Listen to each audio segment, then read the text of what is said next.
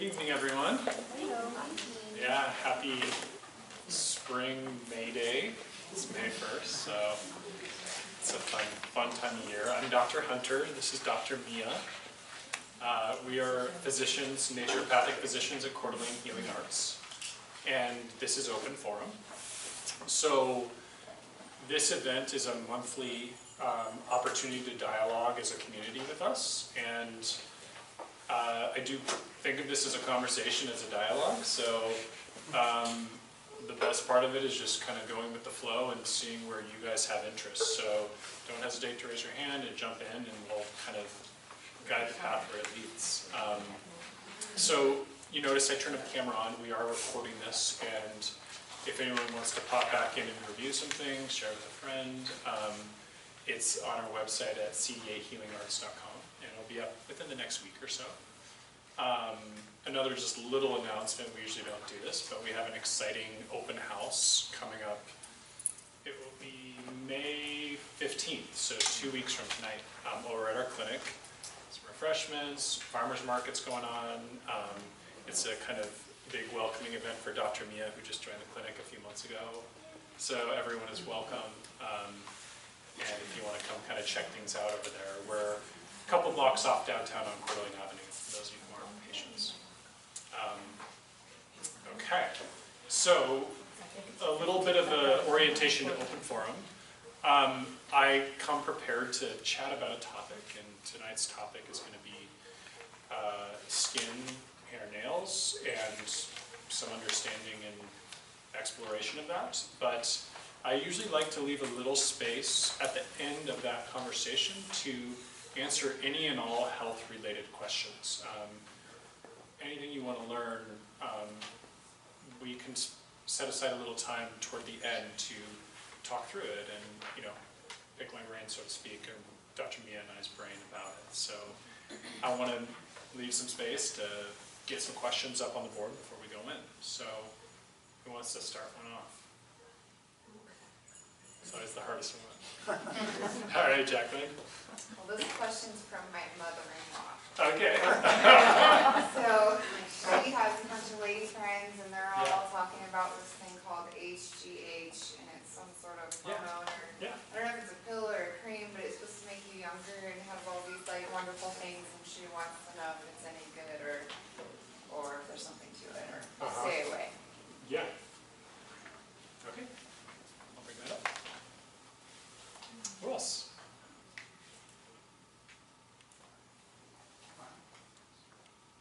Any other questions? Yeah, in the very back. Okay. I've got a friend that's 81 years old.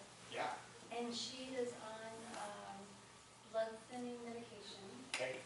And she bruises really easy, and her skin is really getting thin. So it's like very huge bruises. Yes, yes. And so I've just been taking the collagen protein, Dr. Axe with 1, 2, 3, 5, and 10 for about 3.5 weeks now, because I've been starting to get little spots where I bang my hand. Yeah. It seems to be helping a little bit, but I know it's going to take some time if that does in fact build your skin. Oh, okay. Yeah, talking about collagen. Yeah, I'm going to bring up collagen, but to thicken your skin so you're not bruising so awful. yeah, I can talk a little more about that. Yeah. Kombucha. Okay. I love it. I'm addicted. But the bottle commercial kombucha we get from the grocery stores, if it's pasteurized, how can it have the live bacteria and yeast? Right. Yeah. Does it? Does pasteurization kill the good guys? Yeah, unfortunately, it does. Yeah, it's a problem, for sure. Same thing with yogurt, right? Yeah. Yeah, but it, I mean, there's not a lot more to say about that, but ideally, we don't do those kind, Yes. I hesitate to ask because I think it's a question that you would need to ask it's too complicated, maybe, I don't know. Okay, sure. But ear issues like, pressure and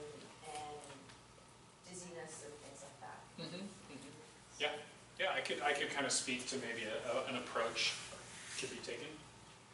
And yeah, there was one supplement specifically that I was wondering, I was told might work, and Okay. see, it is mega worms. Okay. Yeah, I can speak to that one. Vitamin A synthesis. Yeah. What's involved in taking most of our beta carotene into converting it to vitamin A? How does that affect our skin? Sure. Yeah, I can touch on that in the talk. Yeah. In the back, yeah. What would you recommend for eczema? Eczema. Yeah, good. Yeah, I will. I'm going to do like a little different section. Because there's so many skin, hair, nail related conditions, I want to kind of get an idea of what people are interested in learning. But let's do the more general questions first, and then I'm going to ask that more specifically. Yeah. I heard vitamin B12, I think. Yeah. I should take it. It repels mosquitoes. Would Uh-huh. that be real? Yeah, I mean, just straightforward, there is some research about B vitamins, not just B12, but B complex, and the research is on really high dosing, so you kind of need to flood your system with it, and it's iffy as to how valid that is, but it's something you can try. It's not going to be harmful. They're water soluble, so you just pee them out, you know. Yeah, any other questions, more generally? When you cover eczema, can you include, I have a new grandson, infant or babies? Yeah. Sure. I had a weird one. This one's from me. Yeah. Do you have any, I know you're not a veterinarian, but do you have like all natural remedies for pets that are safe? Because I don't like the medicines and the vaccines and all the stuff that they always give on the kids. Yeah, sure. I can chat about that a little bit.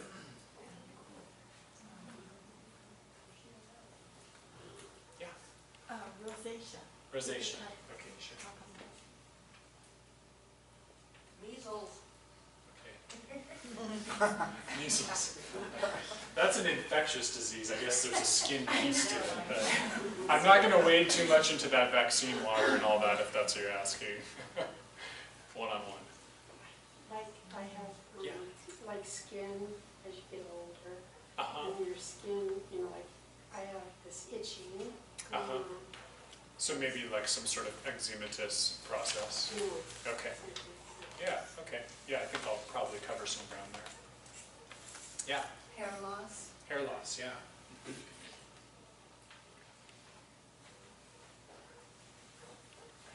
Yeah, Mary? Plantar warts. Plantar's warts, yeah.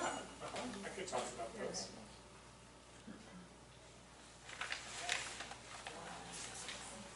Yes. Acne, yeah. Okay, definitely. In the back, yeah. Fading of liver spots, Liver spots? you know, the brown facial spots. Oh, okay. And on hands. Yeah. Yeah, so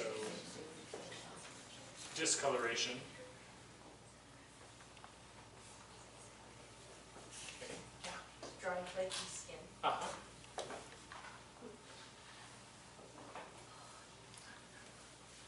How about tretinoin? Tretinoin in terms of a medication, kind of discussing Yeah, for your skin. use, yeah. Yeah, sure. In reference to treating which condition, just so I can connect it, just any. Just It's that usually with acne that typically it's Yeah, connected or- to. anti-aging and all that. Yeah. Okay. Yeah. Any other topics? Yes? This one's on tretinoin. Oh, tretinoin. Yeah. Yeah. Yeah. I could talk about cause and treatment, maybe. Yeah. Okay. Yeah. Gummy vitamins. Typically. Oh. Yeah. Okay. Any other topics? much. Yes? Biotin, is there, it's supposed to be good for hair, nails, skin? Yeah. Uh-huh. Yeah, I'll be touching on biotin, so yeah, I'll get it in there. Yeah. Are you going to tell us about anti-aging stuff? Yeah, I mean, of course, yeah. Yeah, I mean, that's a big topic, so we'll definitely touch on it on many levels. Yeah. Okay, are we good for getting started? Okay, great. So any other real specific kind of hair, skin, nail related pathologies or just issues? Deep cracks. Okay, cracking. Yeah. Kind of goes with dry skin.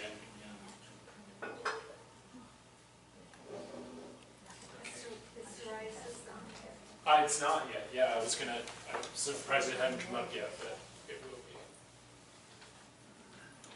Yeah, we've hit kind of the biggies. So. How long do you have? Yeah. Yeah. All right. So Dr. Mia is going to come join me at the end here while we come back to these questions. So I thought a good starting point is just to kind of do a little perspective building on the cosmetic industry worldwide. I think in 2017 the global industry was $580 billion annually that's spent in the cosmetic industry, and that's not even cosmetic surgery and that kind of stuff, just cosmetics. And we think of cosmetics as things to beautify our skin, basically. And our external world, and how seemingly in our culture and society that's really the way that we approach it, is this external, thing that we're treating with external substances.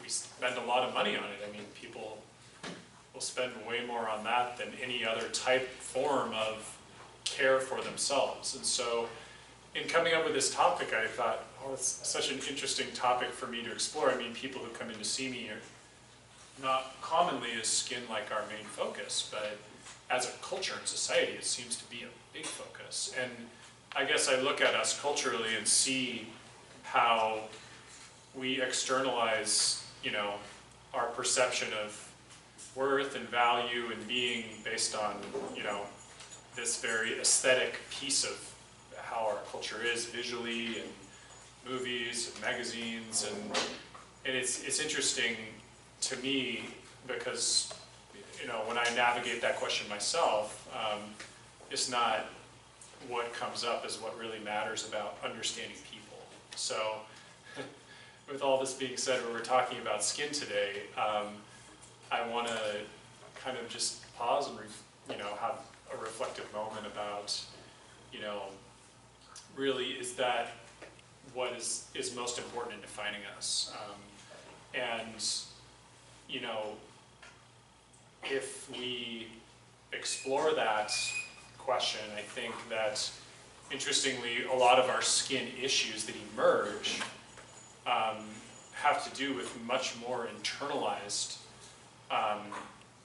underlying causes. So we look at the skin as where the problem is, but it's really not the root cause, and that's why I use the term skin deep in the title. I just think that we always want to be exploring, if a symptom emerges in the physical body, what is that telling us? What's the body trying to teach us? And usually where the symptom is not where the cause is. So I look at mainstream treatments of skin disorders, and it just seems like a little, not backwards, but not answering the question is, what is that trying to tell us, the symptom trying to tell us about what's really going on? So very little of what I'm going to talk about in terms of treatments has to do with topical applications of anything, because I don't think most skin manifestations originate on the skin surface.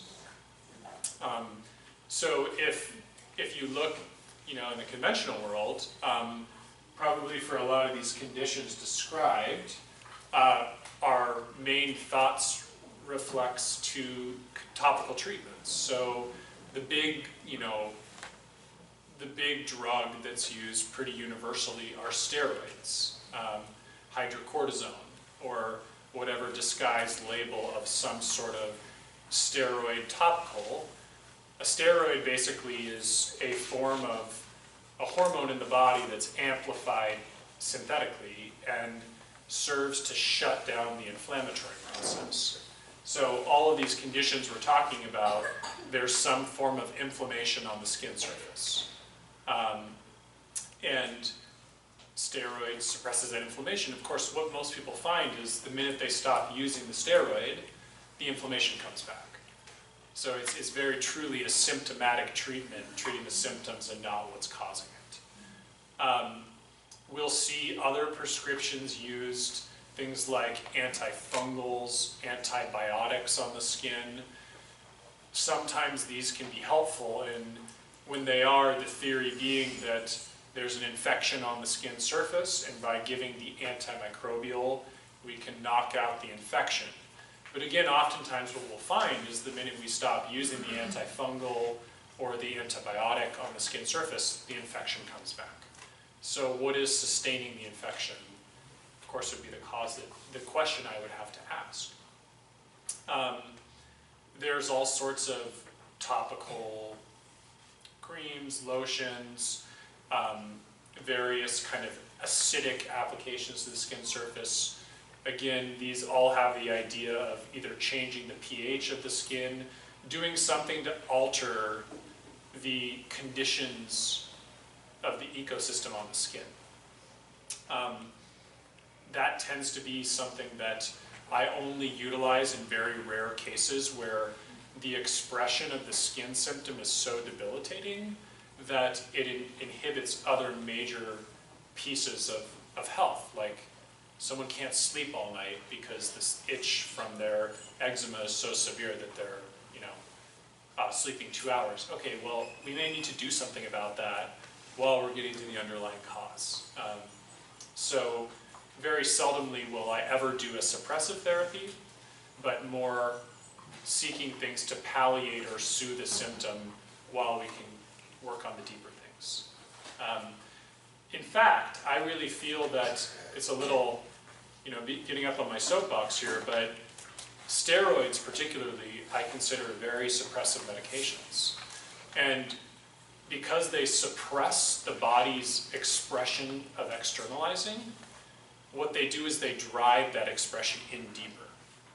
A very classic case of this is something that I've seen clinically a lot, which is observing children or even adults who come in with original complaints of something like eczema that has been treated very aggressively and long-term with topical steroids.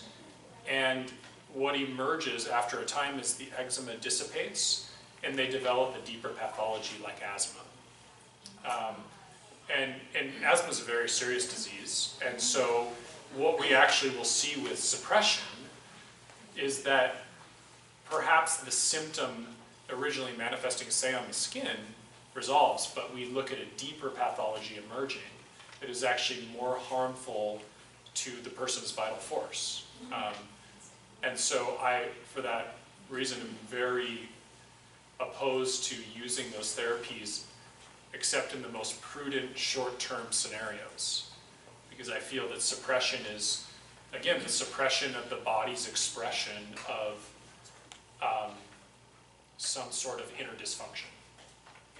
So, and that's a principle naturopathically that's very core to my way of understanding health. I talk to each person I see, well, what can these symptoms teach us about what your body's trying to tell you?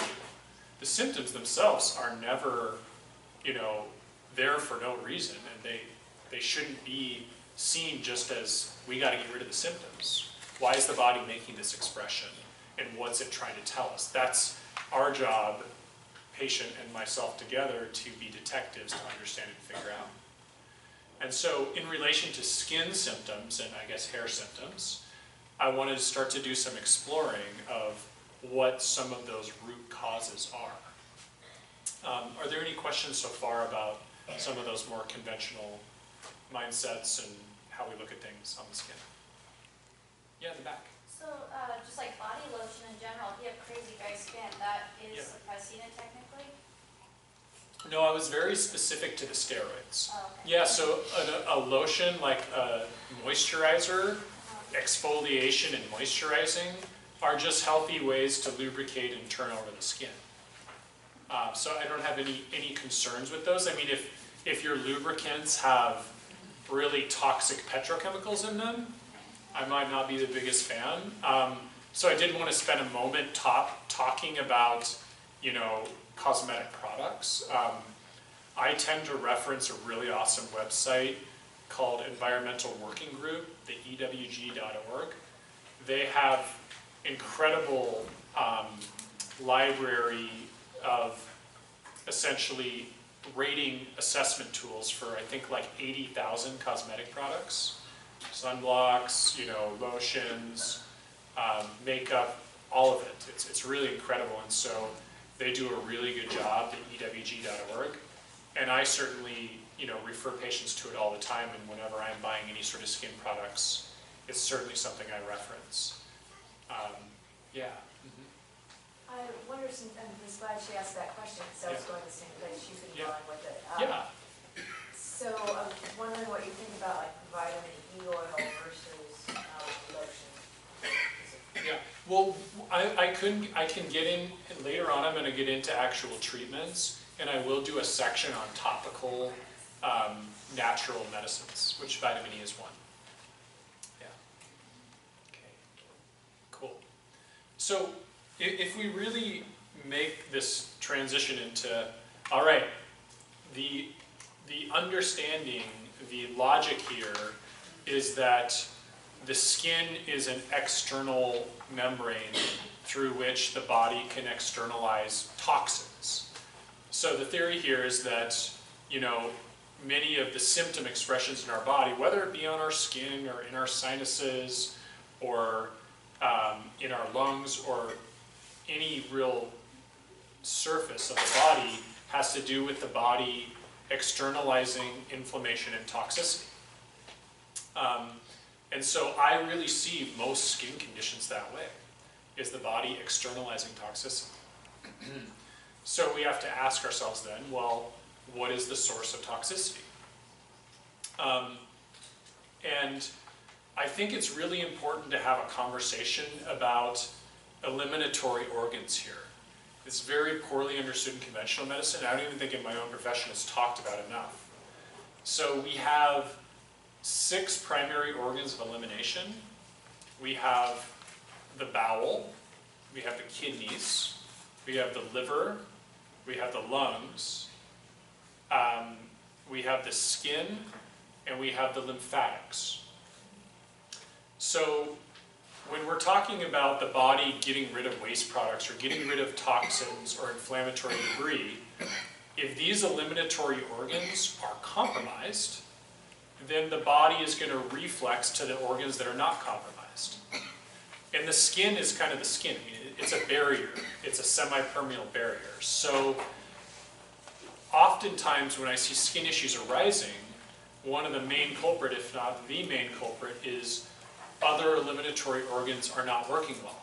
A really obvious example is constipation, right? If someone their bowels are not eliminating regularly, they're having a bowel movement once a week, then there's an incredible fermentation toxic buildup happening in the body, and it has to reflex to other elimination organs to remove toxins. So often in those cases, you know, fixing the constipation fixes the skin issue really easily. So I would say the bowel is one of those main eliminatory organs, and people have all forms of, you know, irregularity in that regard, but generally if, you know, you're having full, complete movements every single day, that's a pretty healthy starting point. Multiple times a day, great. But that can be an issue for a lot of people.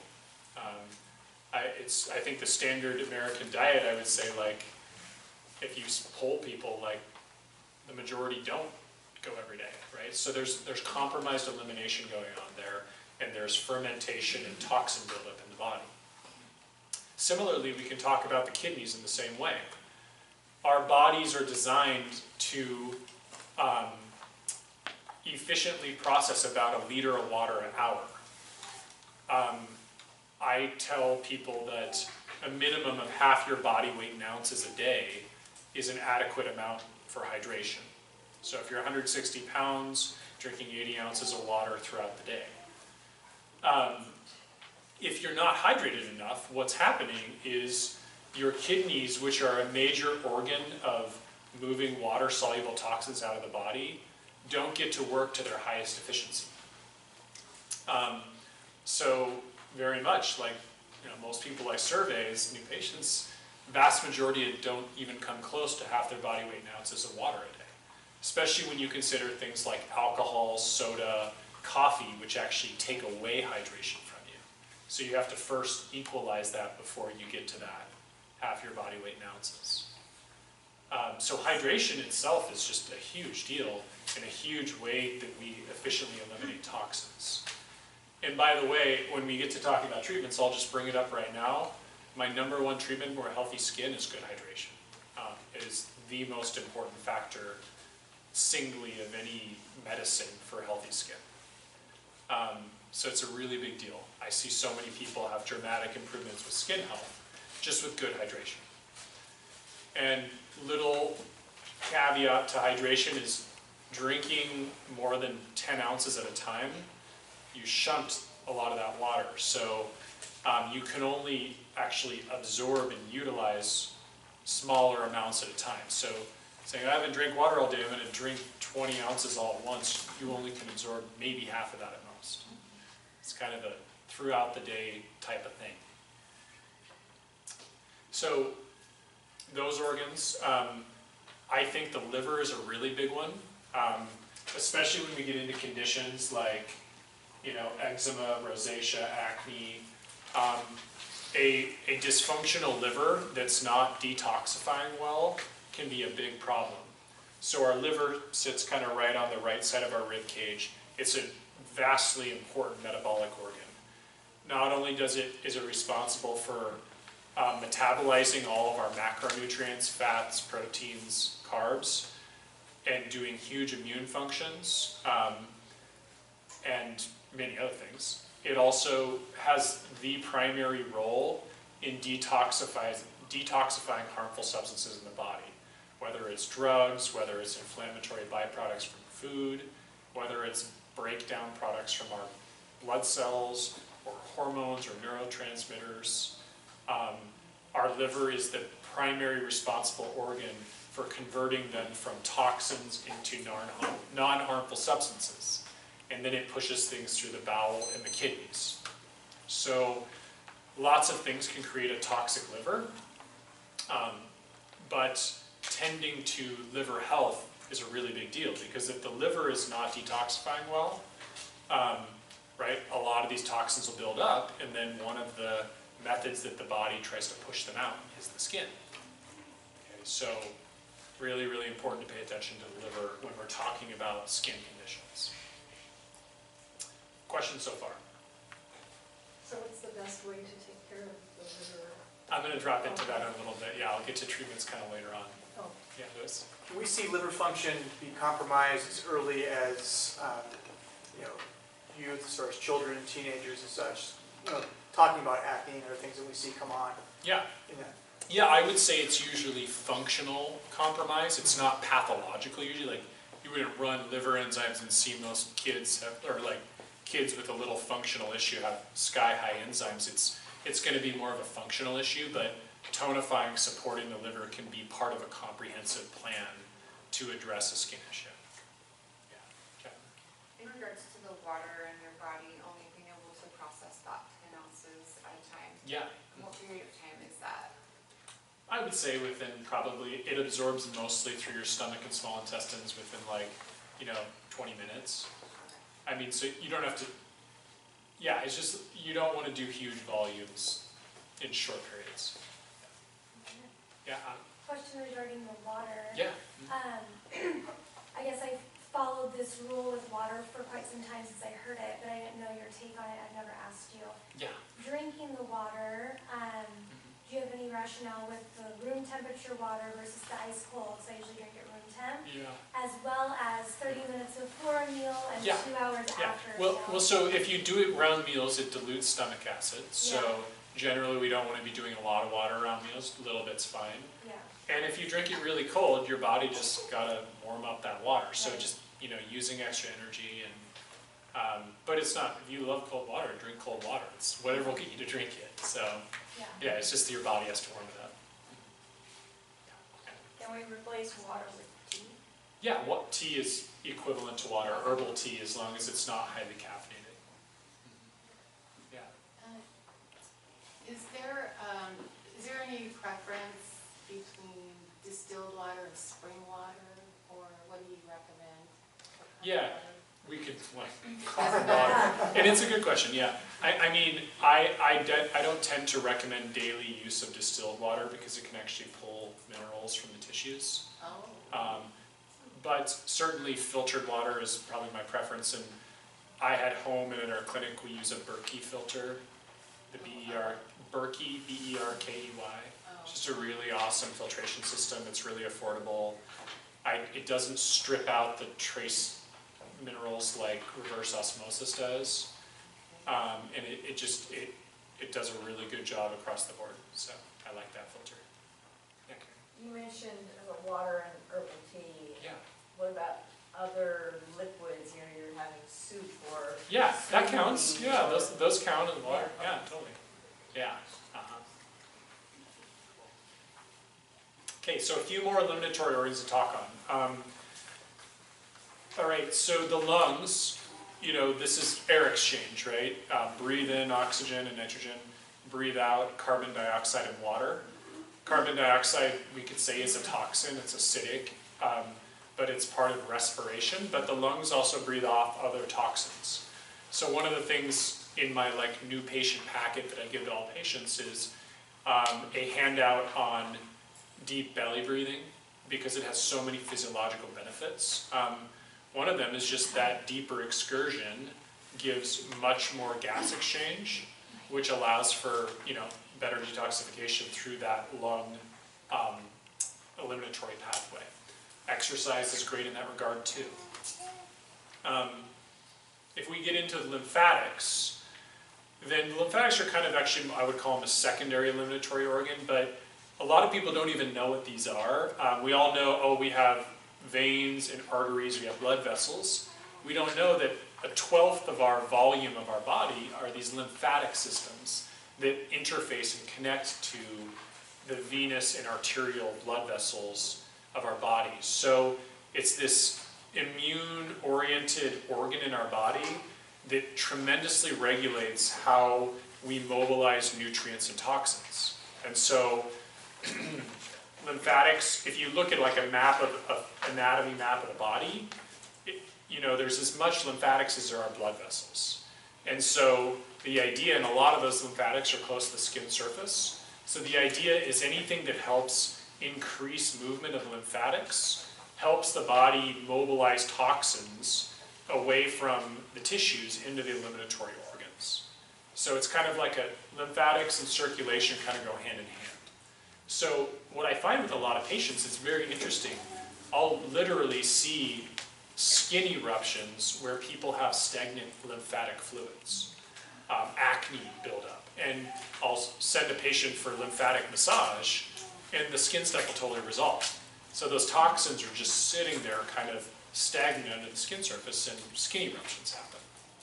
So there's a lot we can do to mobilize lymphatics. Exercise, pumping the muscles, hot-cold contrast therapy, whether cold plunge in hot tubs or showers, hot and cold, and any sort of topical manipulative therapy like massage, etc. But basically, it's one of the many reasons to be active, right? Because when we exercise, we're doing a much better job of pumping those lymphatics. And then the last organ of elimination, of course, is the one we're talking about, which is the skin. So as I said, when these other organs aren't working well, the skin takes a disproportionate burden of the eliminatory action, and things manifest on the skin as stuff comes out. So I mean, there's ways to facilitate good skin opening, like sweating is really good. Sweating helps toxins move out of the skin pretty efficiently and not hang around. For that reason, partly I love saunas. We don't have to bring everything to the liver to process. We can just move some stuff straight out the skin. Sweating from exercise, I mean, great. So those are things that I think are really great for healthy skin, is sweating regularly. But I'm not going to talk a lot more about skin elimination because I think the pathologies emerge because there's too much of that going on and not enough of the other ones. Yeah. So any other questions about eliminatory rooms? It's a pretty big concept to me. Yeah. Is there a way to tell which organs are malfunctioning by the skin? By what's going on with your skin? Yeah, I think it requires a broader and deeper inquiry on an individual basis. And I'm going to keep getting into other causation. So we'll talk more and maybe you'll have some more insights. But the simple answer is it's an individual exploration with each person. Yeah. Yeah. So the next thing is we just talked about eliminating toxins, right? And that the skin is where things get stuck up and there's inflammatory debris coming out the skin. Well, how does the inflammatory debris get there in the first place? Very relevant question. So toxins, we can eliminate them more efficiently, or we can prevent from taking them in. And I think our biggest issue is how we take them in. There's a lot of forms this can take. I mean, drugs can be very toxic. Definitely environmental toxins, smoke we breathe, smoking cigarettes, pesticides and heavy metals and residues in our foods, chemical solvents and household goods. There's a lot we can take in that are toxic to our body. Poor quality water. Another interesting toxin, I think is a very powerful toxin, is stress. We actually do studies measuring the breakdown products of the stress response and, the toxins that actually creates in the body. But stress can be toxic in other ways. We're going to talk a little more about that. But it definitely is a toxin. And then we have to appreciate our body makes its own toxins, When our immune system kills bugs or when we even make ATP, which is energy, we develop toxins in the body. When we break down old cells, the toxins get created. So it's a normal, healthy process in the body, but we certainly can add a lot to it. And I think the big toxin comes through the route of what goes into our intestinal system. And our biggest exposure to the outside world definitely is through our gut, this tube that goes through us. And I would say of the exposure to the outside world, what that's related to most prominently is food. So I think most of these skin issues, all of them, and hair issues, nutrition and food and the relationship to the gut are going to play a huge role. Especially when we look at modern nutrition and how we really eat out in our culture. First of all, how do we define food? I mean, to me, something that comes in a package or a box or has a label with 50 ingredients is not food. Maybe we say it's a food-like substance. Right, like our bodies are not designed evolutionarily to consume these things. And so, understandably, that's going to have a big impact physiologically of what our body is able to do with them, how it's able to utilize them, and what all goes on in the gut with those foods too. So I really think that when we get into treatments, a real quick dialogue on nutrition would be really helpful because probably I would say, maybe 80% of skin issues that I encounter can be, if not completely resolved, dramatically improved with addressing the gut nutrition axis alone. Because our main way of putting toxins into our body are foods we consume that our body doesn't utilize efficiently and that cause disturbance in our gut. So there's a few facets to that. So we need to get into this a little bit. What is important to recognize too about the gut and kind of how the interface with food in our body behaves is that we have trillions and trillions of microbes that live in our gut that are part of us, that are actually essential to our very existence. It's called the gut microbiome. And I did a whole lecture in open forum if you want to watch it. It's called 10% human, 90% bacteria, because the principle is that 90% of our cells are the bacteria that live in our gut.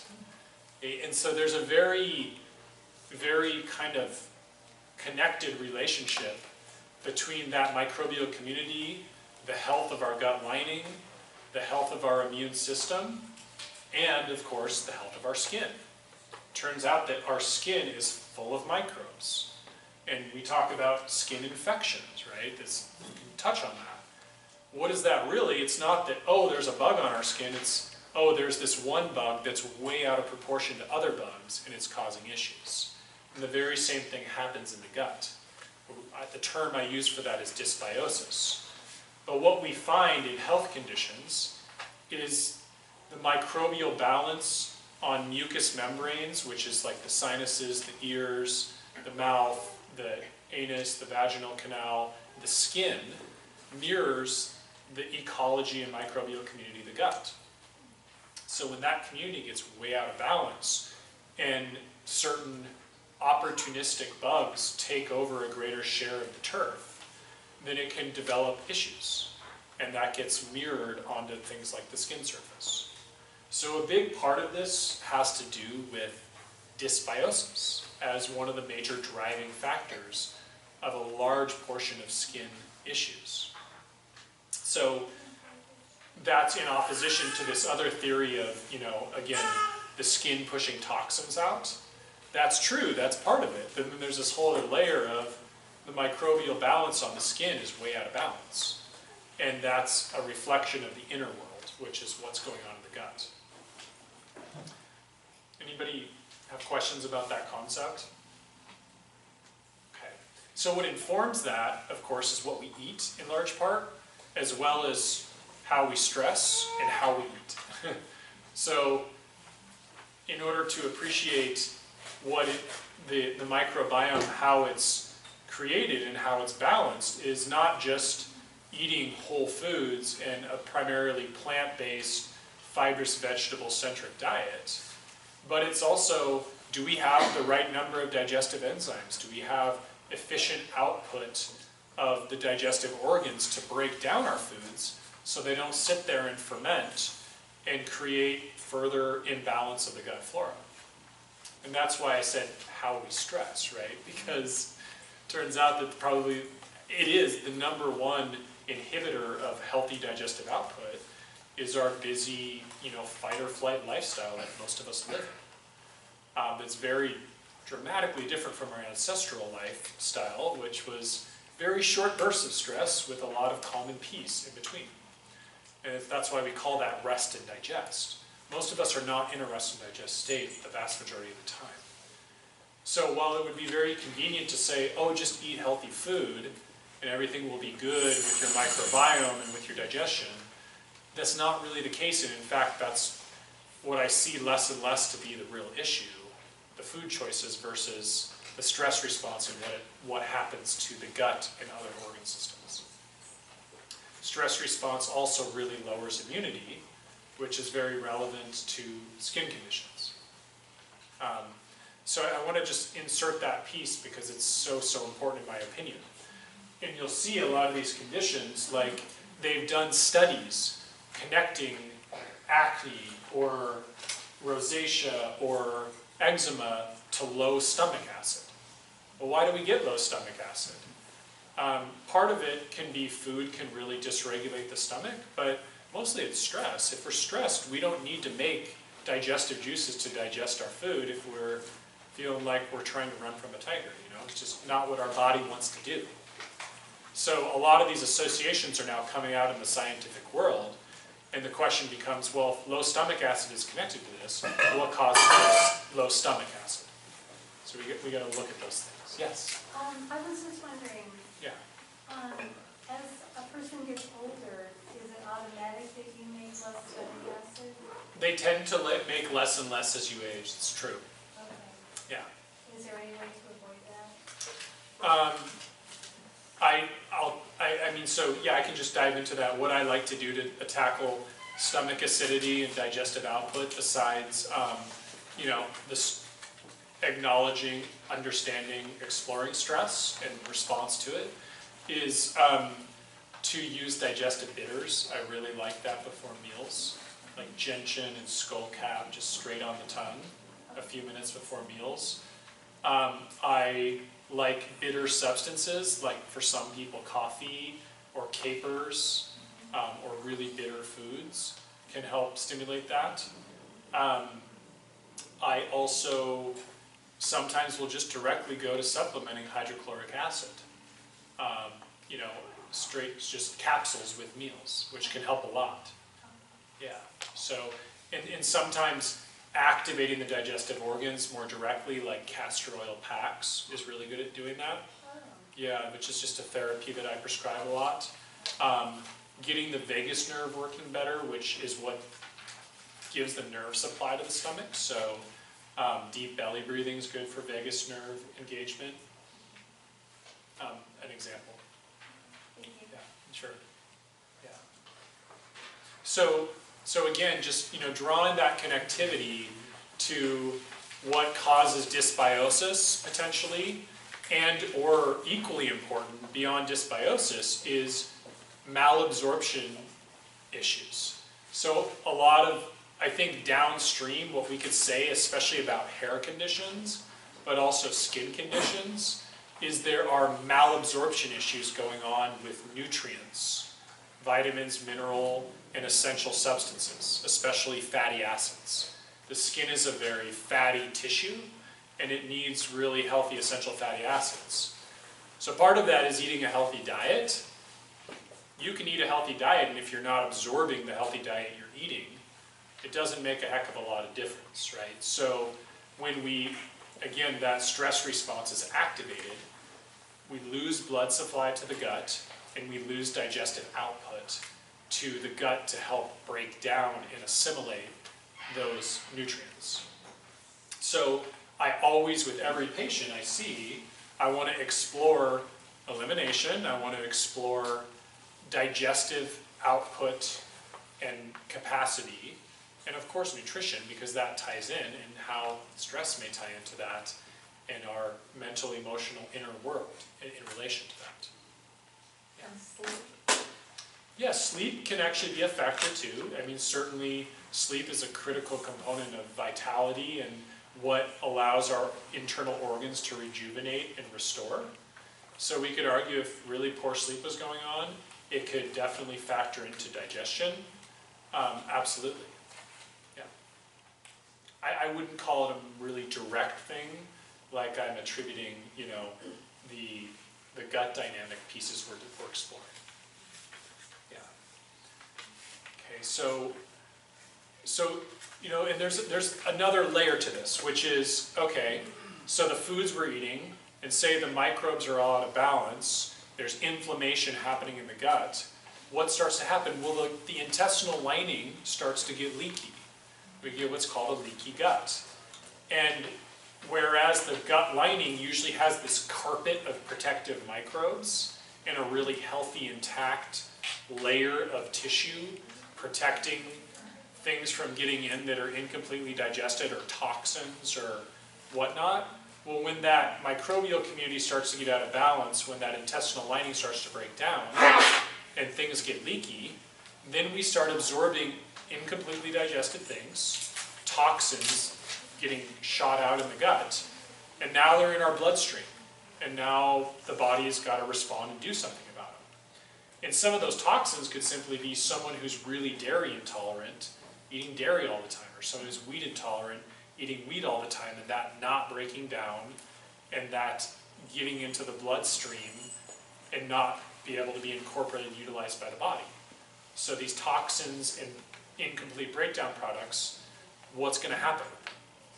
Well, now they're being treated as toxins. We got to get rid of them somehow. And what I see is that a lot of time, the skin as a eliminatory organ becomes one of the pathways by which someone's body chooses to externalize them. Yeah. How much does the eating for your blood type come into play here, or does it? Well, I think it would be coming into play in a major way, because I feel that the science of blood type genetics and its relationship to how the immune system and the digestive system interfaces with foods is very good science. And my observation with many of these conditions we talk about is when we apply those principles, there's pretty dramatic improvement of skin symptoms and other symptoms. So I'll just speak to it to that degree. And again, I get all the way into blood type in a whole open forum lecture that's on our website. So if you want to really dive in with it as a theory and clinical practice, it's a really good thing to explore. Yeah. And yeah, there's lots of diets out there, right? I mean, there's not a right or a wrong one is the bottom line. But it's more complex. I guess what I'm trying to illustrate here is it's more complex than simply the diet. Yeah. Does leaky gut also cause thyroid problems, which can then cause skin problems?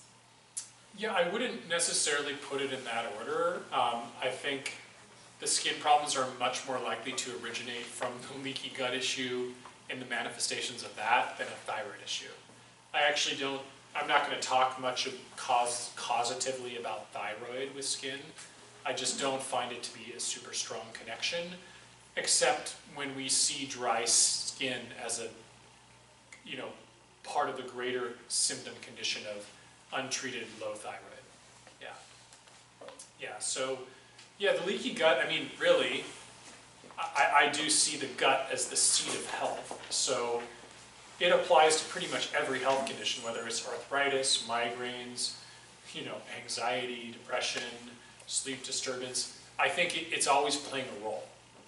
How much of a role, that's individual, and how the issue with the gut is getting created is individual, right? We talked about several different trajectories that, leaky gut can get manifested, not simply eating a bunch of sugar, so just appreciating that complexity is important. Yeah, other gut questions, kind of gut-skin axis, absorption, yeah. So by eating right and lowering stress and all that, Yeah. approximately how long would you say it would take to repair that leaky gut? Depends on how long it's been damaged and how much vitality the individual has and how methodically they're embracing their healing process.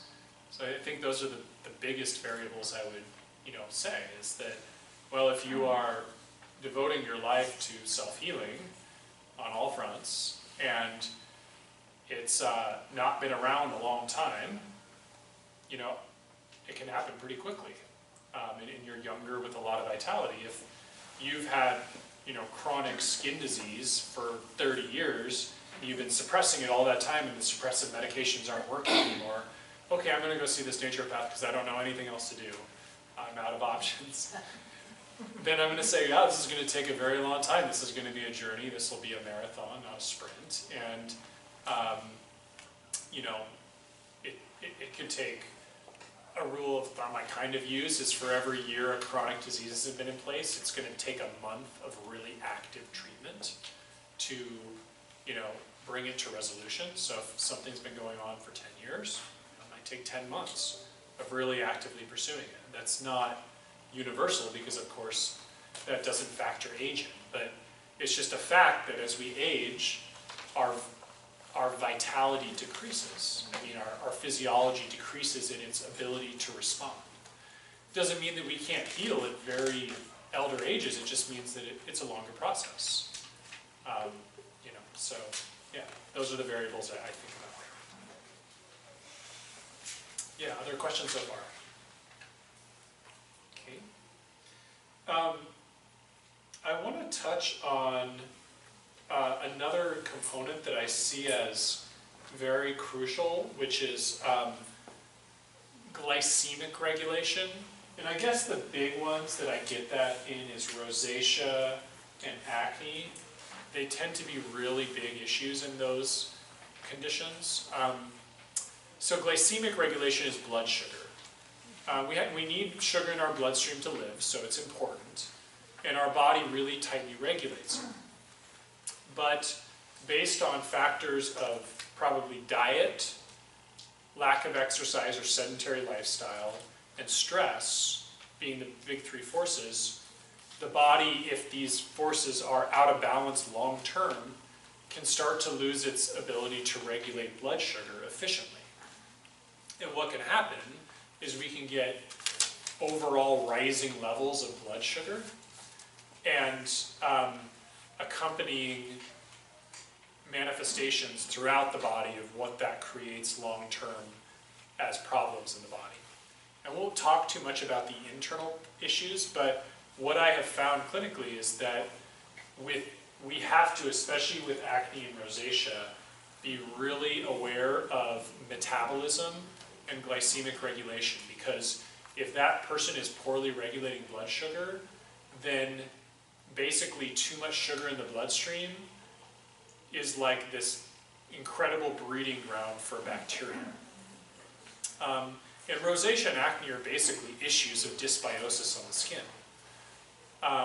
So when we get to that, if there's lots of rich food for these bad bugs to feed on, then yeah, there's going to be the root issue that we need to address is restore and normalize the metabolism of the blood sugar. And I would say that, for that matter, about infectious diseases of the skin and nails, like fungal infections. A lot of people for fungal infections, especially on the toenails and fingernails, there's a metabolic imbalance that's letting that fungus thrive. And oftentimes that's compounded by poor circulation. The immune system can't get to that tissue and take care of what it needs to take care of. So just a little bit of, kind of an aside, but definitely a big issue in relation to certain skin conditions. Questions about glycemic regulation? Okay. Awesome.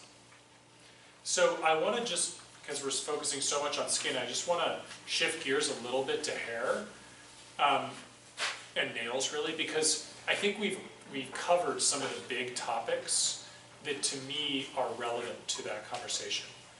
And the big one is, you know, basically our hair and our nails are dead cells from our body and minerals and nutrients.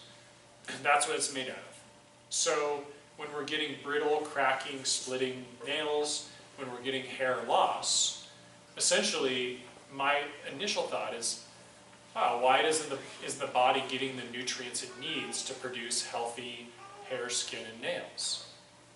And so, again, one of my first explorations is gut and absorption issues.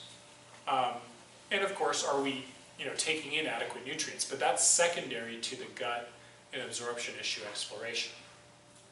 So if there's hair loss as an issue, we really need to look closely at that issue. And then down the road, or simultaneously, we can look at, okay, what are the key nutrients that build healthy hair, skin, and nails? And I'll talk about some of those. But causatively speaking, that's something we got to look very closely at. The other factor that I think has a big role to play in hair, skin, and nails, or hair specifically, I should say, is hormone balances. And again, I don't want to be a broken record, but estrogen and progesterone in women are very important for healthy hair production. And the biggest cause of excessively low estrogen and progesterone is the steal phenomenon that happens with stress hormone. So what I'll do is I'll measure people's hormones, and their stress hormone will be really, really high, and their progesterone specifically will be very low, and oftentimes estrogen.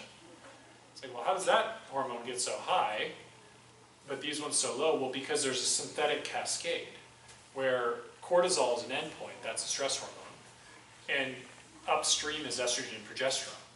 So if the body, through constantly pushing the stress response button, is stealing that hormone, then you're not going to have much of it around. The ovaries just can't keep up making those hormones. Absorption can also play a role in hormone synthesis too. So hormone imbalance, absolutely, or hormone depletion can very much have a role to play in healthy hair. And I have found that treating depleted hormones can be very helpful for strengthening healthy hair. But ultimately, I don't want to give hormones for life. We really want to see, how can we get the body to make these hormones on its own? And there's some small components that are genetic, but definitely, you know, there's a deeper depleting action happening in the body, and we need to explore that. Yeah. I heard about DEHA, I think. DHEA, yeah. DHEA. So I just started taking that last week. Okay. I think it's supposed to help regulate all your hormones or something. Well, actually, DHEA is an intermediary hormone. It's actually like downstream of progesterone and pregnenolone. But it can definitely have certain benefits to stress hormone pathways as well as testosterone, immune and cardiovascular benefits. I don't tend to use it for skin and hair issues much. Okay. Yeah. As far as like a menopausal type of thing? Not typically, that would not be the direction I would be looking. More if there's adrenal issues where the stress hormone axis occurs, I would be more inclined to specifically use DHEA as a hormone. So that could regulate the stress hormone from making so much stress? No, it wouldn't make this. It would plug in more hormone to that pathway that's getting used really heavily. So it's a good thing then? Well, it can be. Yeah, it can be really helpful. But again, I'm kind of a purist, right? So I do want to get to the root cause of, if you're really low in DHEA, why are you low in it? You know. I'm just guessing. Yeah, right. You know, you go through that and you're like. Yeah, totally. So different rules. Yeah, and I like to test for hormones. I don't like to give people hormones without actually knowing what's going on. I consider hormones the very highest level of intervention I'll ever use with people. I don't use prescription drugs. I will use hormones, thyroid and reproductive and steroid hormones sometimes, but I really like to actually know what's going on because they do have the potential to do harm. And I'm always trying to practice the principle of first doing no harm. So you know, there's something called a therapeutic order here, and yeah, hormones are pretty high on it. So they would be down the road things to pursue, or something to pursue while we're working on some of the more foundational things, as kind of like a bridge. But nevertheless, they can really help with that. In hair issues, I found particular benefit with thinning hair, especially in like older menopausal women, but also younger women. And predominantly, I'm looking at progesterone and estrogen is the hormones to look at there. And from a skin standpoint, I have found that, especially with acne, hormones can be a bigger player. Testosterone elevation can be a big issue. So if I go search that out, whether in adolescence or in women that happen to have elevated testosterone, treating that elevated testosterone can really help the skin. And we can do that with blocking testosterone conversion with things like saw palmetto. We can do it dietarily in a big way. And so there's several ways to go about that. Often I'll also find that progesterone deficiency can predispose acne issues in women, or estrogen excess. So the two kind of go together in terms of balancing. So that may be a component we need to look at with something like acne. Yeah. So of the elimination organs, is there any ones that are like more of the first ones to show signs of elimination distress? Yeah. It depends on the person, right? So, like I said, I think the one that if it's really not working well is the biggest problem is probably the liver and the bowels. So I always want to evaluate, you know, elimination function there for sure. But I said, you know, hydration is the #1 health promoter of skin too. So I think they're all really important. I wouldn't differentiate one as the one you got to look for. Any other kind of hormone hair questions? Right, cool. So let's get into talking about treatments. I'm not going to kind of go into the stress piece too much. I've done big lectures on that, and there's a lot on the website for the open forums. We've understood that topic in more depth. But I will talk about food hygiene, because I really think this is crucial for absorption and breakdown of our foods. We always think about what we need to eat versus how we eat it.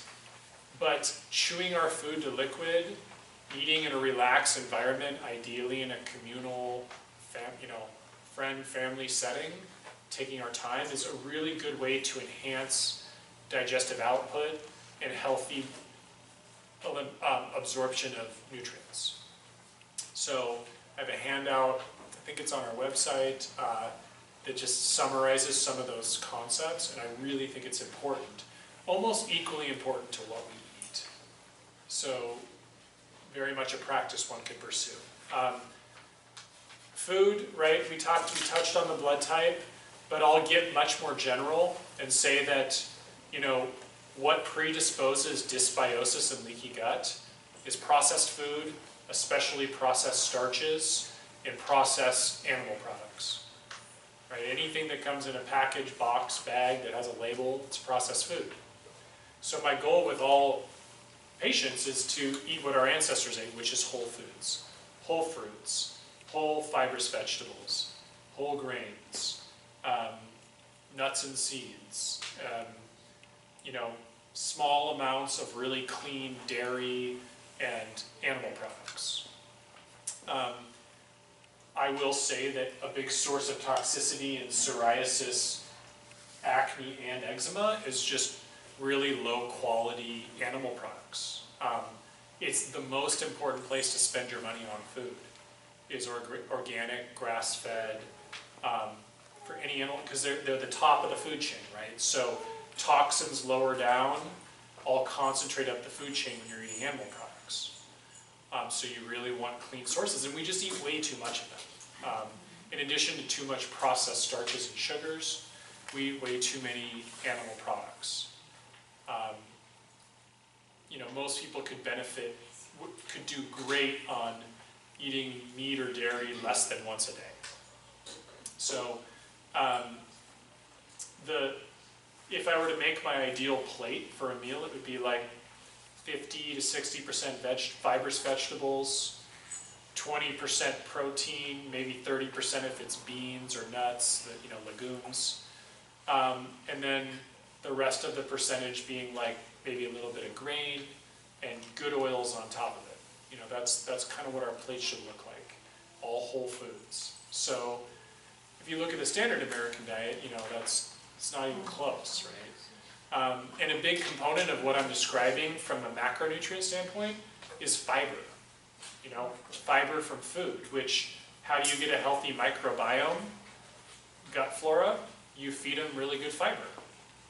So the kind of secret sauce of a healthy microbiome is a really high fiber diet, which is about 40 to 50 grams of fiber a day.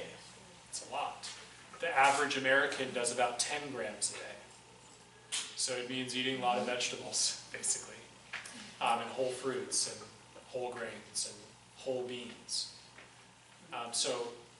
And we're not going to spend a ton of time on nutrition because lecture's about skin, but just a little dive into, if you start eating that way, probably the vast majority of these skin issues have a really good chance of improving in a significant way, especially when you combine it with food hygiene and being aware of how stress affects the gut.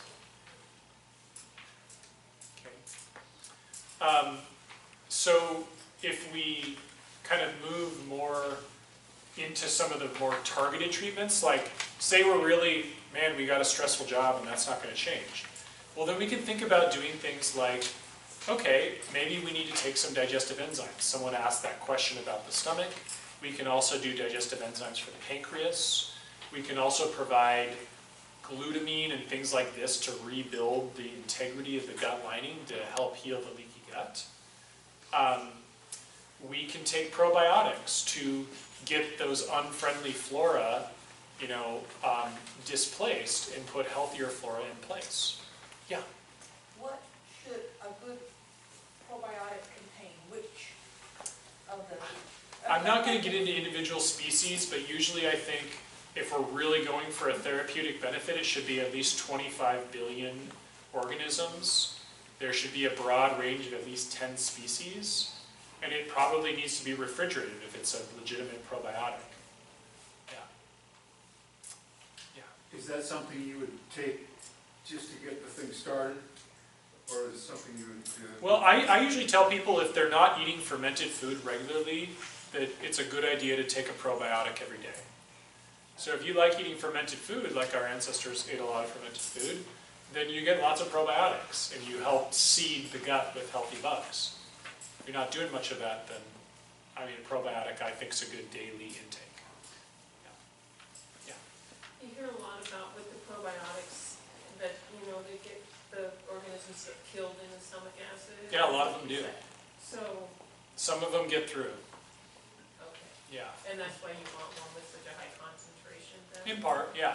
And all they're doing is seeding, right? Like, they're not replacing what's there. They're kind of seeding with friendly bugs, and, you know, over time that displaces the unfriendly ones, basically.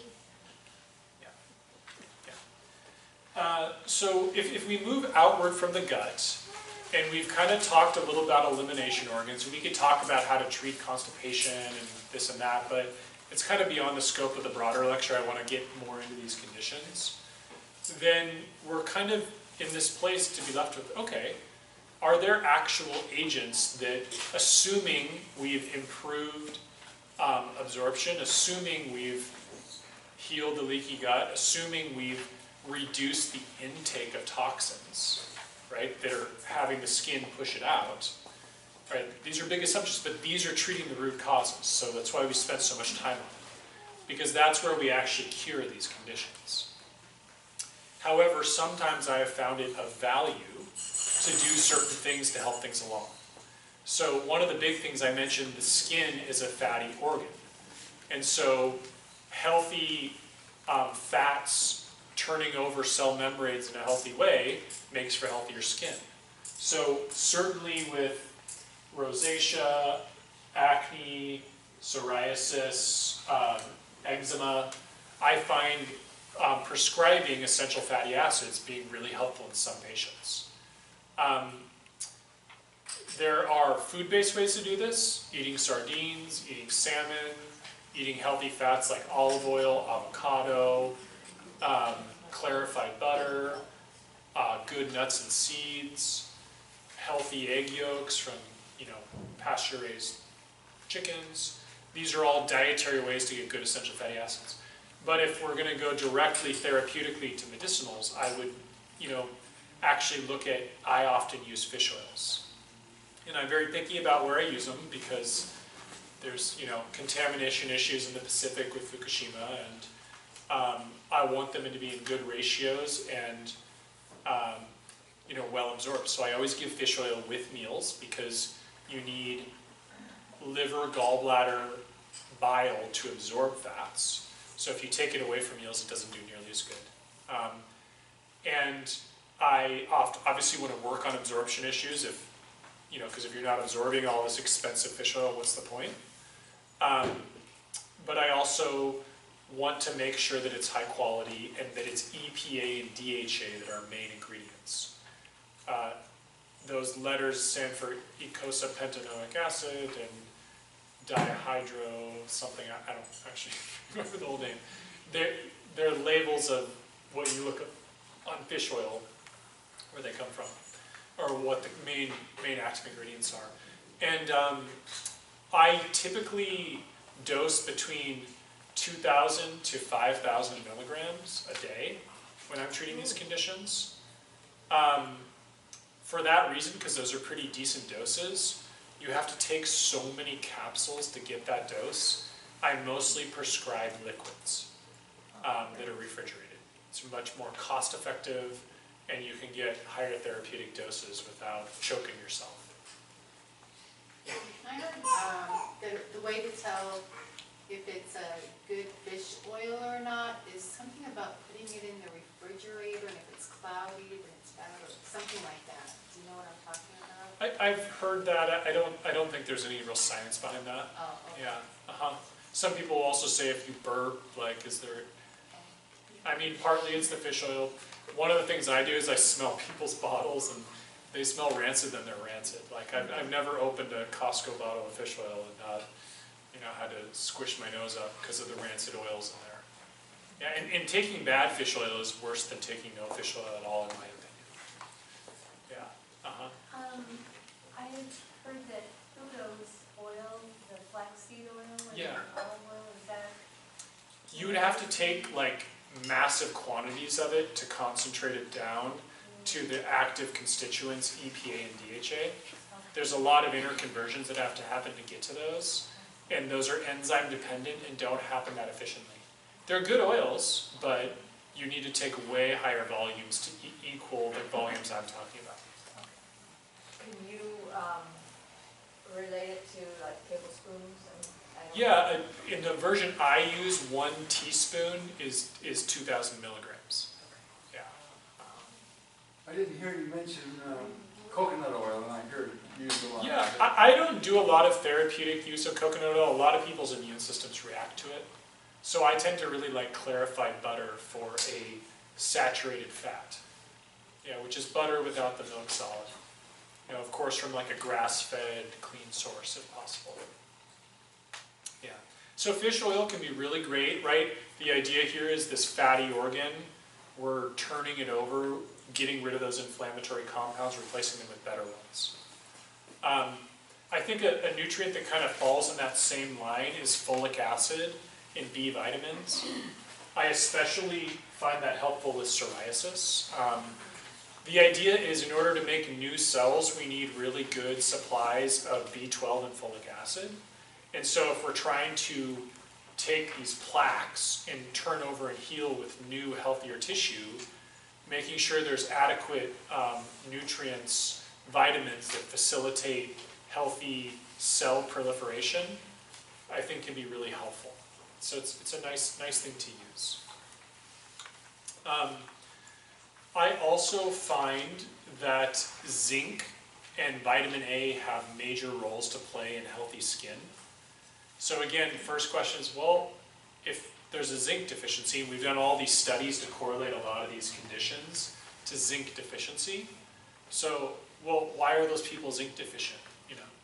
There's an absorption issue, or their diet is not consuming nearly enough zinc, right? Those are things we have to think about. But sometimes therapeutically dosing zinc and vitamin A can be very helpful. Zinc is not fat soluble, vitamin A is fat soluble. So you can overdose on vitamin A, and you don't want to use too much of it. So I usually, if I'm clinically treating an issue like eczema or acne, I might use 50,000 units of vitamin A over the course of a few months daily. And basically, in terms of how the architecture of the skin works, zinc and vitamin A are just major cofactors with the health of these organs. Zinc, I'll typically dose like 30 milligrams of zinc citrate two times a day. It's a pretty good dose. So those nutrients I like a lot for skin health. Yeah. In elementary school, I had a friend that had white spots on her nail beds, and she said it was lack of zinc. Does that make sense to you? Yeah, that can happen. It can be zinc or other mineral or vitamin deficiencies. I think mineral deficiencies are big there too. B vitamin deficiencies. Yeah. Yeah, I always look at every new patient, I like to look at their nails because you can catch depletions of potential absorption issues based on what's going on there. There's a question, yeah. I just learned about maca, M-A-C-A. Yeah. I guess it's really good mixture of vitamins and trace elements and minerals. So is that pretty good for getting your zinc? No, I wouldn't say so. Yeah. Yeah, maca is mostly an herb, so there might be trace amounts of those other things in the crude herb. It's small amounts, but primarily the herb and the herb constituents are what we use it for clinically. Yeah. Yeah. Right. So, I'm going to kind of look condition specific here. Rosacea, I talked about the blood sugar piece being really important. The microbiome also being really important. So one of the things I love with blood sugar, just to throw out a nutrient, is berberine. Berberine is amazing at lowering blood sugar.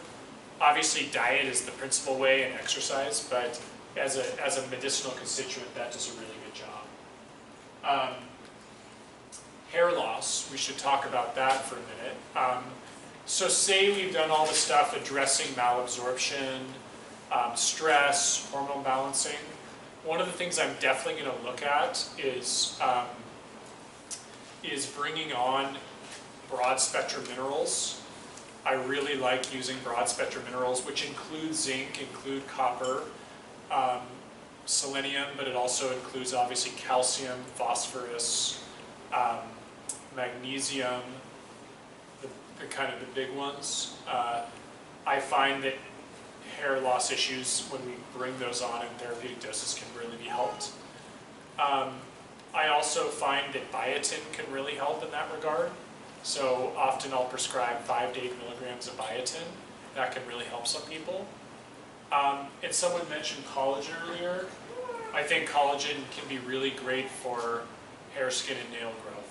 And so there's one they have here that's like a collagen peptide.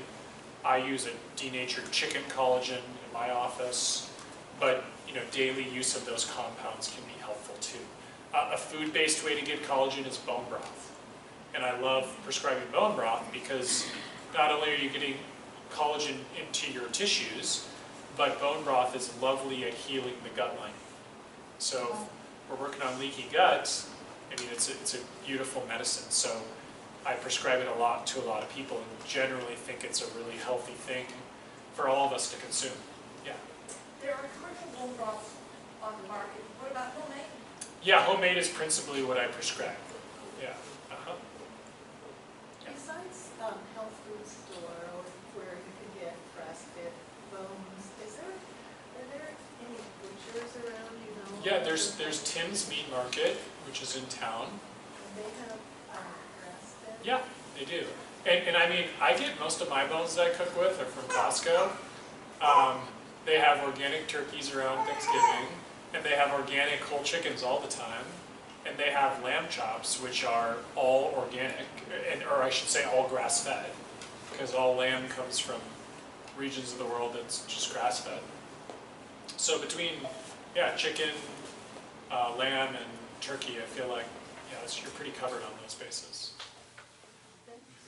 Yeah. Yeah. Okay, so let's see. Another thing to associate the essential fatty acids with is dry skin. I find that really crucial with dry skin. So beyond doing the hydration thing, the essential fatty acids can really help. And I am a fan of moisturizing for sure, and I think those are great topical, healthy, non-suppressive things to do, but healing from the inside out, that fatty acid work is really helpful. Psoriasis, I'll point particularly to something I've seen clinically, which is blood sugar and liver have a great deal to do with it often, but also eating too much meats, especially poor quality meats, and alcohol. Those dietary inputs really exacerbate that skin condition. And it's an autoimmune condition, so anytime there's an autoimmune condition, it's the body attacking itself. I think about, the mind-heart, mind-body, stress, all those components being things we really have to look closely at. Let's see. Trying to think if I didn't cover other conditions. Plantar warts, those are kind of tricky. That's human papillomavirus. That's the common wart. They end up on your feet. I've had some success treating it with homeopathic medicines. And, you know, beyond that, mostly it's conventional kind of more heroic cutting, burning, freezing methods. So again, the question I'll ask with the plantarwort is, you know, what's allowing the HPV virus to hang out there? The problem is it's really hard to get the immune system to that tissue because it's like really in the periphery. So to clear the virus, it's kind of hard. People with plantar warts, often it's usually like they've gotten a cut and then the virus gets in there and proliferates. But I haven't had tons of success treating them, except when sometimes the homeopathic remedy can just help the body clear it. Yeah. And then someone asked about infant eczema. I think that same line of thinking, except when it's infant eczema, we usually have to treat the mom because mom's eating lots of inflammatory foods, so that's getting passed through breast milk, and then the infant's kicking it out of their skin, which is where the eczema shows up. If it's after food introduction has happened, of course we can work with that with the infant, and we can always you know, get the infant's gut healthy, so we can give probiotics. Oftentimes these infants with eczema, they'll be the C-section babies, or the babies that, you know, mom got antibiotics during birth, or where their gut was not seated properly. So, you know, those are really things to kind of look for there. Is that kind of sufficient for that question? Yeah. Yes. Yeah, great.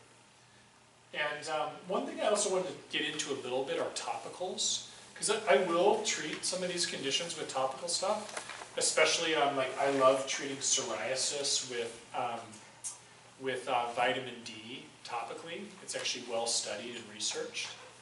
I will treat eczema with homeopathic preparations topically, which can really soothe it and calm it down. I should mention homeopathy a little more because it's such an important tool for me. I find it to be very beneficial for all of these conditions. And it's a form of medicine that acts very deeply, and I like it because it kind of stimulates the body to identify what's out of balance or what pattern's out of balance and help it reorganize things and clear things. So especially when I'm treating like very like acute issues like hives, urticaria or hives, I find homeopathic medicine to be super helpful. But I'll also use it in rosacea and eczema and in other conditions. I think it can be helpful there. Someone mentioned, you know, vitamin E, different oils. I like vitamin E in skin products. I like aloe in skin products. I like vitamin A in skin products. I like neem in skin products, which is an Ayurvedic herb. So there's definitely a few compounds that, again, you know, Pilgrim's has a lot of great ones. So for soothing and kind of palliating skin surfaces, that can be great. Shea butter is a really good one. That's one of the main emollients I like. But I don't get a ton into that. It's not an area of expertise for me. Again, I think because I'm very interested in if someone's going to come in, pay me money to really cure something, I want to look at the causative forces, and in my opinion, it's not a lack of something being put on the skin for the 99.9% of things. Do you have an opinion on hemp oil? Yeah, I think hemp oil could be, you know, useful, and people will use CBD oils or hemp oils. I've seen various levels of success with that. I don't have any inhibitions about using them, but I don't reflex to using them in many situations. Yeah, other question areas. Go ahead, yeah. Sorry. Back to my 81-year-old friend and the collagen protein. Have you ever heard of it helping thicken the skin so it's not bruising so much? Yeah, I haven't tended to see that a lot, but I don't doubt that it could help improve skin integrity. Your friend who's on blood thinners, that's why they're bruising. So there's other roads to go down there, but Yeah, I'm probably not going to get into that tonight. I So, just feel so bad for her. yeah. Well, yeah, there's other paths to take versus conventional blood thinners. I mean, there's certainly something that could be explored with a naturopathic physician. Yeah. Does it help strengthen blood veins? Like, so you have an easier time having the blood drawn? Yeah. So there's ways to strengthen vessels. Like, obviously, the issue there is like on a blood thinner, when the vessels break, they rupture and kind of move into the skin. But rutin I really like for blood vessel strength, and collagen could be really nice for that. Yeah, rutin, R-U-T-I-N. It's like it's the white part of a grapefruit or an orange has a lot of rutin in it, but you can buy it as a supplement too. Yeah, I didn't mention many liver herbs, but like milk thistle, turmeric, dandelion root. These are really good liver herbs. N-acetylcysteine is an excellent compound for the liver. So again, oftentimes in conjunction with really getting the liver activated, these are some of the things I might use. What is N-acetylcysteine? Oh, you'll see the supplement is NAC. It's an amino acid complex. Yeah. It converts into glutathione, which is the main liver detox pathway. Yeah. Were there any skin topics, questions that we didn't kind of get to that some of you were hoping to learn more about? Yeah, go ahead.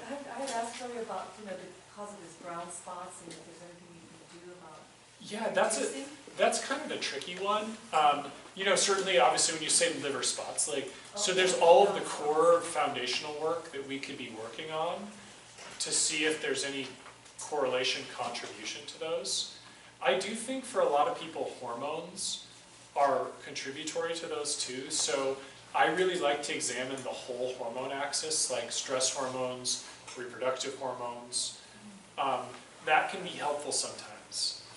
But they're not pathological, so they're not intrinsically harmful, but aesthetically I understand why we might want to investigate it. Yeah. Yeah, any other kind of closing questions when it kind of relates to skin? What about surgical scarring, something topical to help that? Do you have a favorite? Well, you can do, one thing you can do is this is not something I do, but you can actually inject a little lidocaine to break up that scarring. But otherwise, I really like topical castor oil, can sometimes reduce scarring. And I also like go-to cola. Yeah, which I'm trying to remember the other name for it. Yeah. Dr. Reed, do you remember the? No, yeah. Go-to cola. Yeah, it's really good herb for scarring. And yeah, I use a certain homeopathic too that I have in my pharmacy for scar tissue. Anything else? Anybody have? And I'll get to this retin-A question in a sec. Well, yeah, that was kind of, I know I jumped around a little bit, so I hope it didn't feel too disjointed, but we're kind of right at that 8 o'clock hour. So, as I said, I'll post this to our website in the next week or so, and there's a little bit of info about our clinic in the back, and I'm just going to, to just be respectful for people's times, if you need to scoot now and you can't hang for the questions, feel free to scoot, and I'll be staying after the lecture's over to answer any individual questions. And if you want to learn more about our clinic, there's so much rich detail on our website. And yeah, if you need to leave, thank you for coming. Thank you. Yeah, totally. Dr. Reed, do you want to hop up and go over these?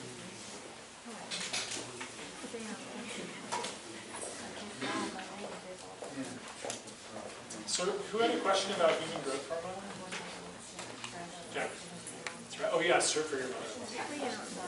Anything you want to share about it? Okay.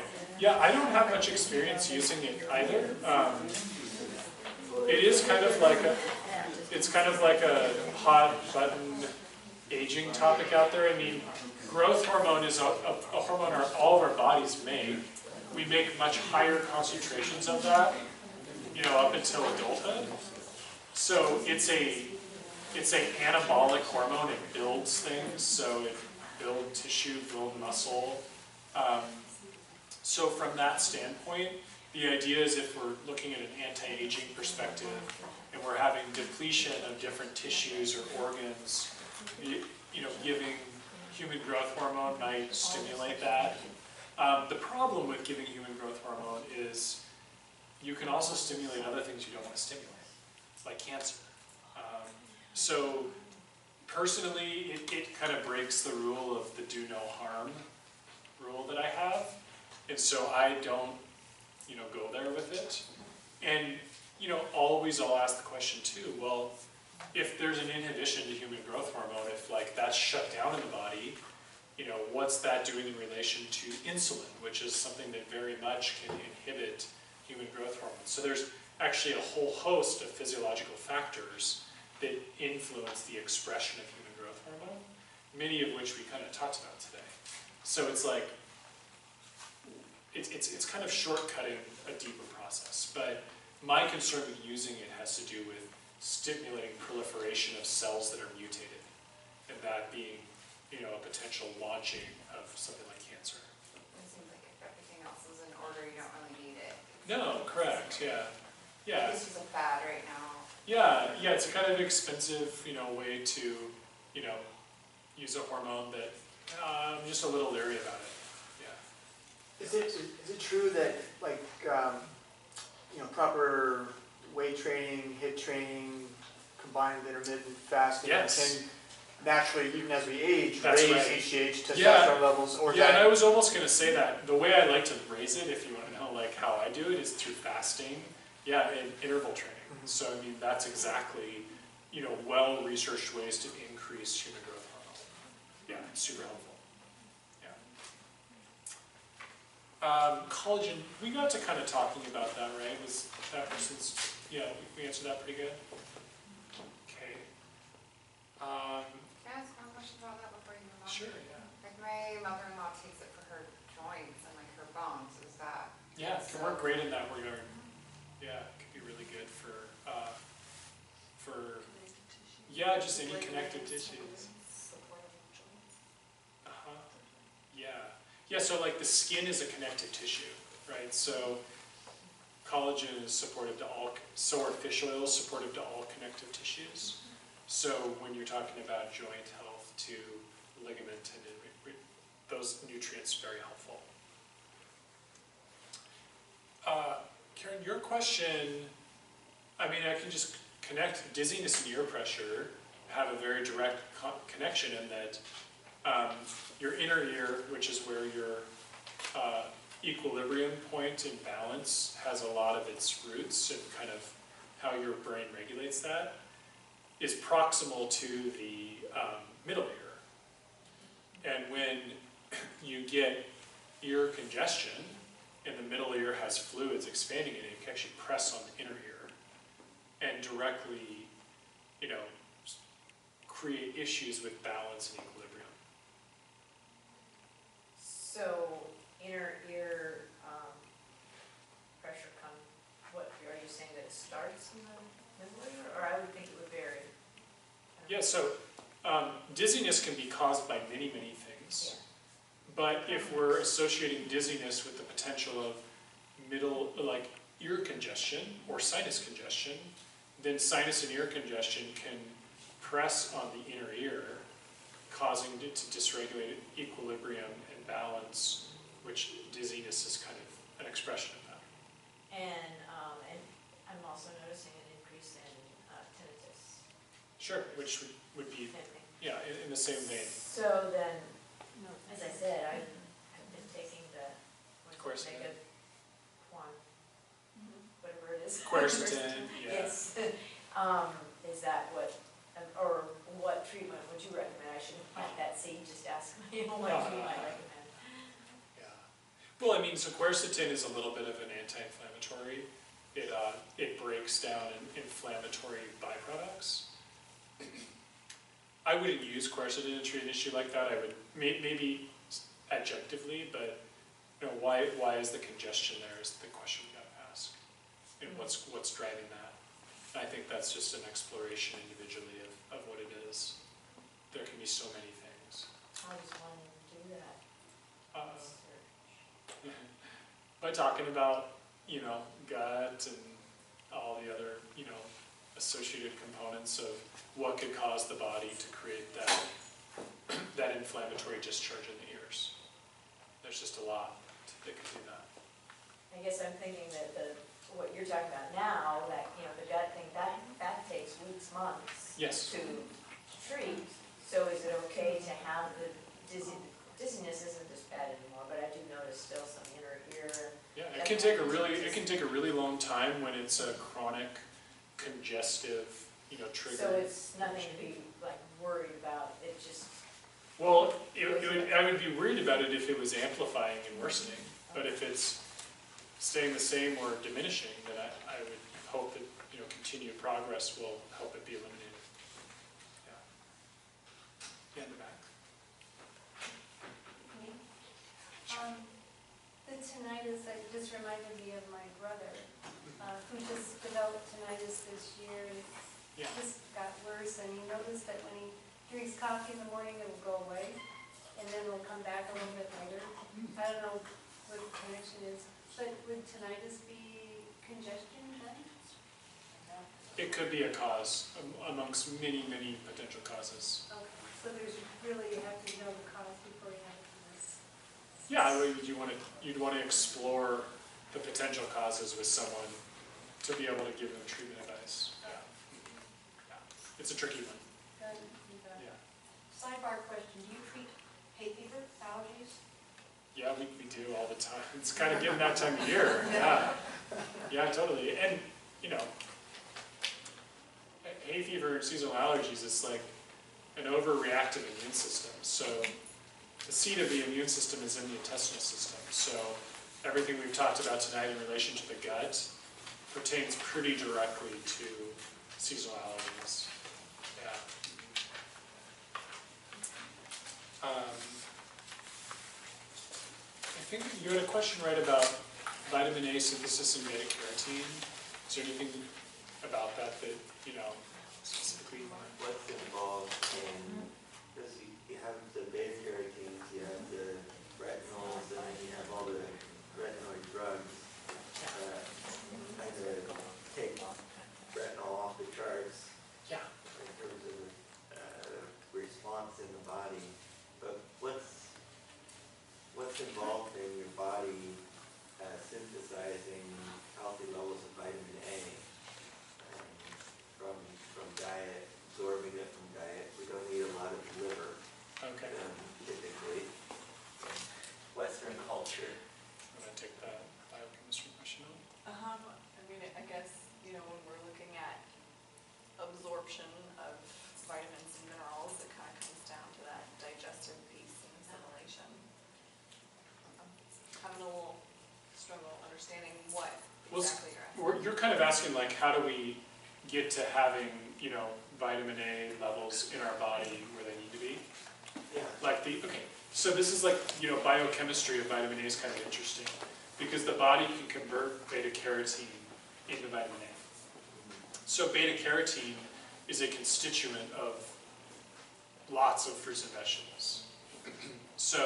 And we get tons of beta carotene through a healthy, robust, plant-based diet. So the conversion is low, like you don't convert a lot of it, you convert like 10% of it. But you eat, in a healthy diet, so much beta carotene that you're definitely going to create adequate levels of vitamin A without having to eat a bunch of egg yolks or liver, which are kind of other direct sources of vitamin A. So it's one of those, vitamins where you don't need to directly consume adequate amounts of vitamin A. Through the beta carotene, your body converts it. It's kind of like we were talking about essential fatty acids. You don't need to eat salmon every day to get EPA and DHA. Your body will convert into those compounds. It just has low efficiency of conversion, which is fine. Does that help with your question? A little bit. I was just curious what's involved in that conversion process. Enzymes. Enzymes, yeah. Enzymes that are coded for by genes that exist all throughout your body.